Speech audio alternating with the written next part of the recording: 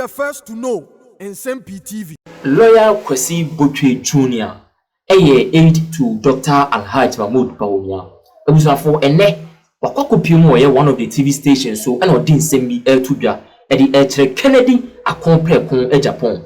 Yenya twase campaign koso among all the aspirants. Nanso Kennedy nansen ono akasa Nsem-Pii okaye Nsem-Pii a all catch Dr. Mahmoud Bawumia say onye ogudurufo. Eno nti na 2024 elections no o consider defeat no in terms ano na kekoye ono Kennedy dia akadi ebesi ene lawyer Kwesi Botchway Jr. a oye aid to Dr. Mahmoud Bawumia aba abonten e de respond kese e de ama Kennedy say courage without wisdom is very dangerous na chese se wo ye oho say wo de wo ye kokotia na se adwen bia ni utirimu anokre o se ehu na e ade bia betimi de okompo aba oman Ghana ha na wo se Kennedy so a businessman and when delegate and to abamano no medi party nanim no 2028 elections and waka chen say senki a businessman na me bu oman Ghana anka ye mekwa kofa eye kwame despite no na maba bebu oman no anase East Legon Executive Club ne mu bi in fact ene lawyer Kwesi Botchway Jr. akasapa yentie ne nsema okay. The entire party people are behind the candidature of Dr. Mahmoud Bawumia. And so far it's been very good, it's been encouraging,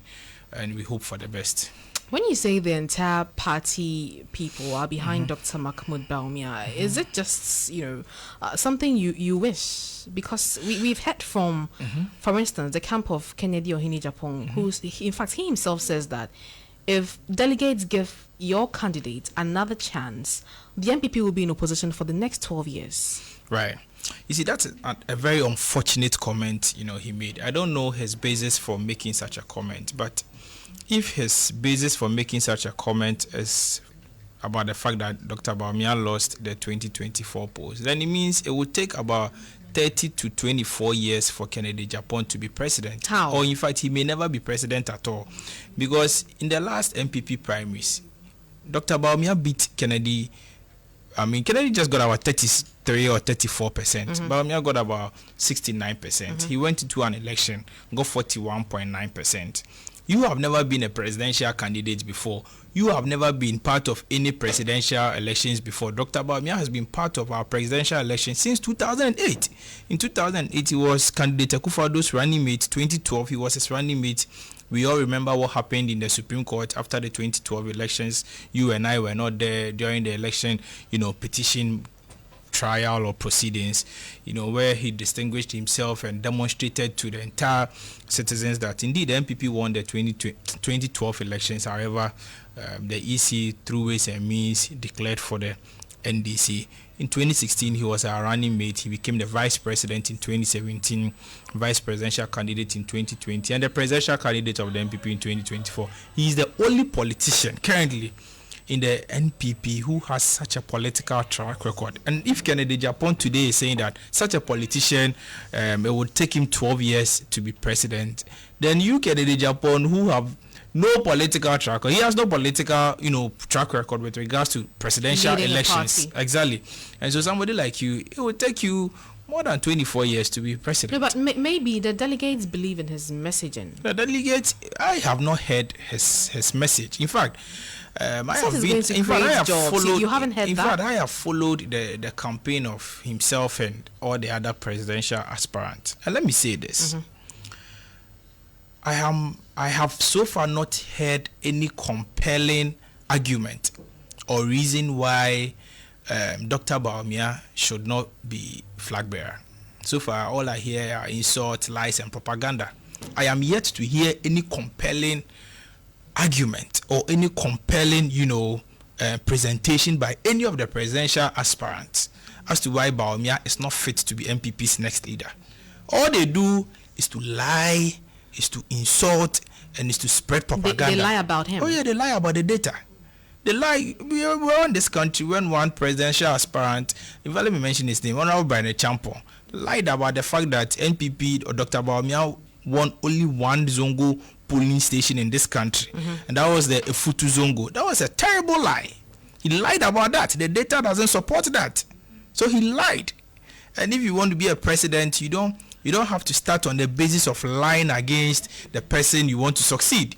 And so clearly all they do is to lie, spread hate, and spread religious bigotry statements and all that. So far they've not been able to make any compelling argument, and so I wish to use your medium to call on them to up the debate. They should up their messaging. I mean, it's a contest for presidency, for Christ's sake. When you have the opportunity, you have to spread your message to the people, speak to the people, convince the people, solicit for support. The attacks on the personality on Dr. Mahmoud Bawumia and the tribe of Dr. Bawumia is simply getting out of hand. It's simply getting out of hand, and I do not think that it is proper. It is not proper. I see, but beyond the messaging, there's also the bits where they describe your candidates as weak. Kennedy Agyapong, for instance, has said in the past few days that had he been the flag bearer of the New Patriotic Party, he wouldn't have conceded defeats. Courage without wisdom is very dangerous. What's courage without wisdom? Courage without wisdom is very, very dangerous. If you are a courageous person and you don't manage your courage with wisdom, it can be very dangerous. So you think that stance translates to courage without wisdom? I have not said that. I am only making a general statement that courage without wisdom is very dangerous, because if you want to be a president and during the electoral process, there is a point where you realize the data or the figures coming in does not support you. You realize clearly from your own coalition that you are not winning, and your main opponent are on the streets trying to cause mayhem, trying to destroy properties, trying to kill people, and you still want to hold on to power, then I don't think I don't think you are applying wisdom by doing that. Because as a leader, the foremost interest should be the people you want to lead, and not about yourself. It's not a matter of personal glorification or to satisfy your personal interest. It's about the people you want to lead. And so based upon your own coalition, if you realize you are not winning, there is no point holding on to anything. In fact, I can't have a proverb that so trouble na wajen intermental. If there is anything that you can do as a presidential candidate, and you realize that you are not winning, you just have to concede defeat. And you see, Tutu, let me say this, that presidential elections are distinct from parliamentary elections. Mm-hmm. The presidential election, it will take about 48 hours to know whether or not you are winning or not winning. But for the parliamentary election, in fact, once the polls closes at 5 p.m., latest by 10, 11 p.m., you should know whether you are winning or you are not winning. You should know. And so these two, elections, even though they are held, simultaneously and at the same time, I do not think that they are the same.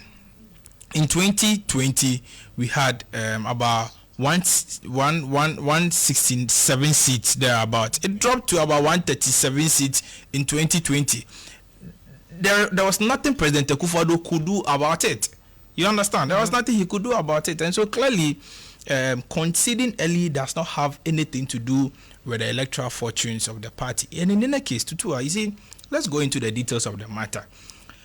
The Honorable Kennedy Agyapong, let me say this, is an architect and a beneficiary of the MPP's 2024 electoral loss.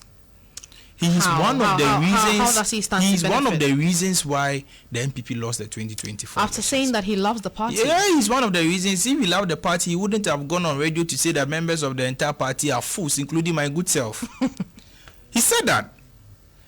This same person picked up fights with religious leaders. We all know what he did to Bishop Obinim, did to Nigel Gacy, did to Daki Ward Mills, did to a lot of pastors in this country. Picked up fights with religious, traditional rulers, chiefs, so many people. Picked up fights with women. And you see, if you do all these things and at the end of the day, you drive away the middle class and we lose an election. The very moment we lost the election, on 8th December.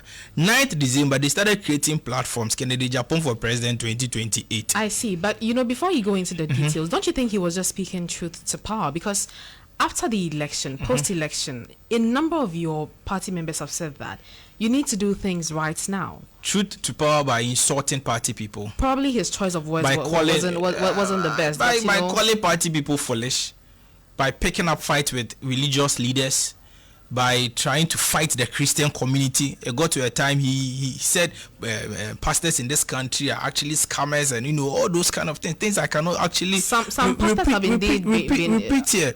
And so I do not think that helped the electoral fortunes of our party, because you clearly see that in fact, after we lost, the party decided to conduct my research into why we lost. We commissioned the Professor Michael Kwesi committee. Have you seen that report? I have seen a summary of that report. In fact, the General Secretary actually held a press conference to discuss the summary of the report. But the entire report, I do not think any non-official member of National Council, in fact, members of National Council of my party have not even seen the report, because the General Secretary has made it a point that the report is not going to be published, and that it's only the summary of the report that is going to be published. And in fact, from the summary of the report, we know that some of the reasons why we lost, was the fact that Ghanaians did not want the e-levy, but we bulldozed our way through. They didn't want the betting tax to you told me personally that you were against the e-levy, but we got it done, and that got you angry. It got several Ghanaians also angry.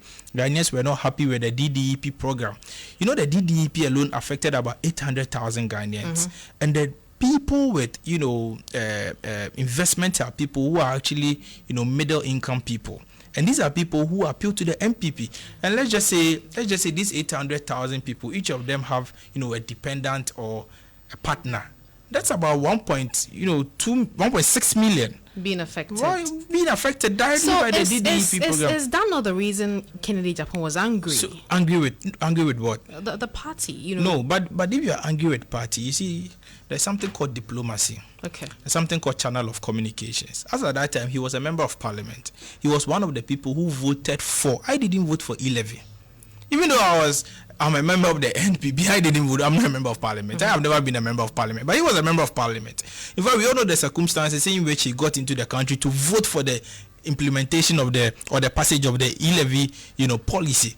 And so he's part of the mess. We all contributed to the loss of the party. Maybe somebody called Kwesi Botchway, they didn't pick up, the person got angry, decided not to vote for MPP. We are all part of the mess. But you see, in 1992, when Edubuahin lost, Edubuahin was blamed. In fact, people called Edubuahin names. In 1996, when President Kufuor lost, people called President Kufuor names. People even said President Kufuor, we should have repeated the candidature of Edubuahin. That why did we bring President Kufuor and all, those kind of things. But in 2000, when we won, people actually said that the victory was as a result of the collective effort of every single MPP member. In 2004, when we won, the victory was tagged as the collective effort of every single member. We lost in 2008. People insulted candidate Akufo-Addo, said all kind of things about candidate Akufo-Addo, even questioned his stature, his personality, his mannerism, his demeanor. It got to a point MPP people were accusing him of, faking his accent and all those things. You heard of all those things. In 2012, it happened.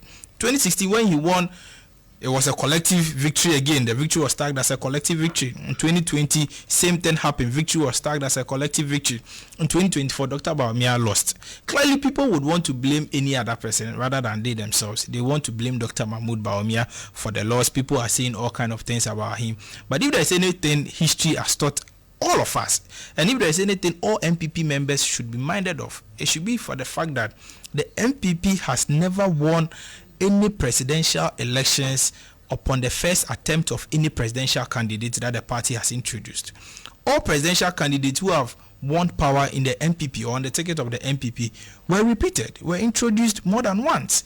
And so we should be very mindful about the kind of things we say now and the kind of attacks, we throw at Dr. Mahmoud Bawumia. He has said times without number that he is committed to running a campaign without insults, a campaign without attacks, and but all Ken Agyapong and Brian Champon and all his people do is to attack Dr. Bawumia. Dr. Bawumia is a poster guy, and so to be relevant, they have to attack Dr. Mahmoud Bawumia. And again, so what you think that he's the guy to beat? Of course, he now holds the flag, and so to become the flag bearer, you'd have to, and some people actually want to attack him to be relevant. Because sometimes when I hear some of the attacks and some of the lies that people peddle around, I get shocked.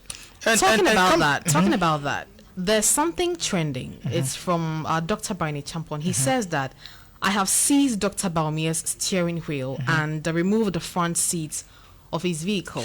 At the beginning of the conversation, you had talked about your gang of four. That's the Greater Accra region, the Eastern region, Ashanti region, and the Central region. Right. Brian is a powerhouse in the Eastern region. If he says that he's seized Dr. Bawumia's steering wheel, which he has been asking for, is it not something to be scared about? Dr. Brian Agyapong is a fine personality. I'm also from the Eastern region. In fact, I'm from Nsem-Pii, so my home in Nsem-Pii is not too far away from his home. He's a fine gentleman by all standards, but humbly and respectfully, I don't think Dr. Brian Agyapong has the gravitas to be the flag bearer of the MPP now. On what basis? On the basis that he lacks the exposure to be the MPP flag bearer now. You think people don't know him enough? Oh, nobody knows Dr. Brian Agyapong. To be very fair with you, I don't think. Even I saw a video of him, on social media 2 days ago. He went to Tema Central or Tema East.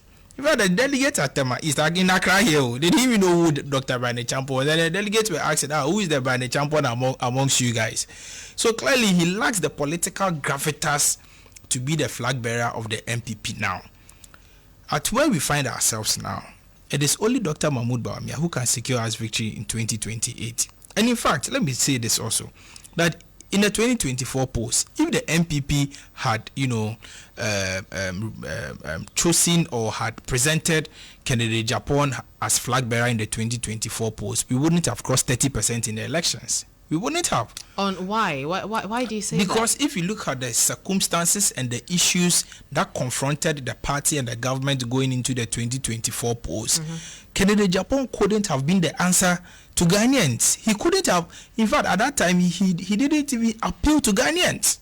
Because the NDC, all the NDC had to do was to play his videos of him insulting Dr. Bawumia, of him insulting MPP members, of him attacking chiefs, of him maligning members of his own party, of him even saying that he doesn't want to be president and that what is he going to use president for, and those kind of things. Said all manner of things. And so clearly he wasn't the answer, and I don't think he's still the answer to the development of this country now. And in any case, I hear you mentioned something about job creation. You see, let's be real and let's be realistic here.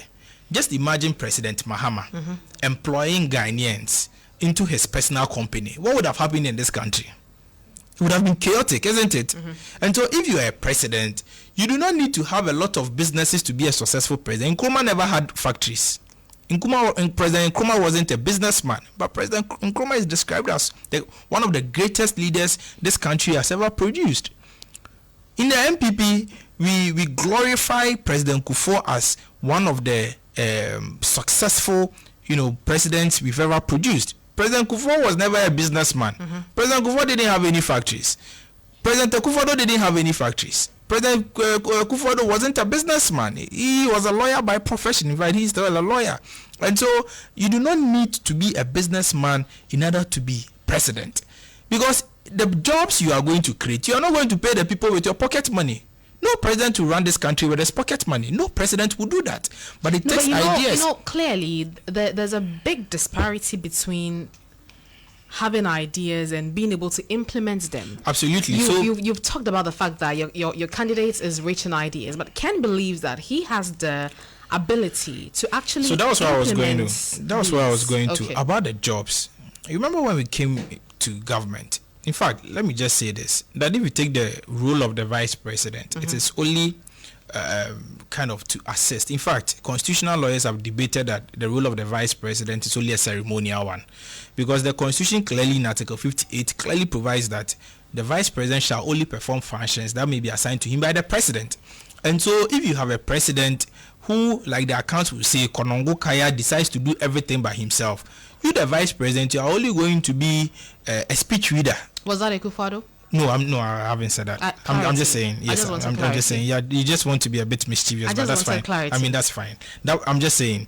That's why you realize that in the history of this country, most presidents have had issues with their vice president. You remember the Rawlings Akar situation. You remember the Mills Mahama situation where Anido who makes claims that there was some kind of friction between Mills Mahama. But President Akufo-Addo has said times with Anama that the most effective vice president or the most effective person he's ever worked with throughout his entire career is Dr. Mahmoud Bawumia.